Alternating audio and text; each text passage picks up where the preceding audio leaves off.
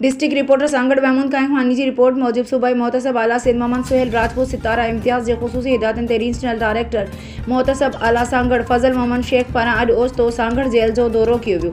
दौरे दौरान मोहतसब आला जेल में कैदियुनि सां मुलाक़ात करे जेल अंदर मिलंदड़ सहूलतुनि जो जाइज़ो वरितो। जेल सुप्रीडेंट इम्तियाज़ अली जेल में मिलंदड़ सहूलतुनि बाबति ब्रीफिंग ॾींदे चयो त कैदियुनि खे सरकारी मैनुअल मूजिब तमाम सहूलतूं फराहम करे रहिया आहियूं। उन्हीअ खां अलावा कैदियुनि जी असलाह पिणु करे रहिया आहियूं त जीअं हू आज़ादी बाद ॾोहनि जी दुनिया खे छॾे हिकु कार आमन शहरी बणिजी ज़िंदगी गुज़ारे सघनि। रीजनल डायरेक्टर मोहतसब आला दौरे दौरान जेल जे खाधे वारे मेस में अस्पताल जो दौरो कियो, कैदियुनि जो रिकॉर्ड पिणु चेक कियो। मोहतसब आला जेल सुप्रीडेंट खे हिदायत कई त कैदियुनि खे तमाम सहूलतुनि सां गॾु उन्हनि खे मुख़्तलिफ़ हुनरनि जी सिख्या पिणु ॾिनी वञे त जीअं आज़ादी बाद उहा समाज जा कार अमन शहरी बणिजी ज़िंदगी गुज़ारे सघनि। उन्हीअ मौक़े ते district health officer Sanghar doctor दौलत जमाली पिणु साणस गॾु हुयो।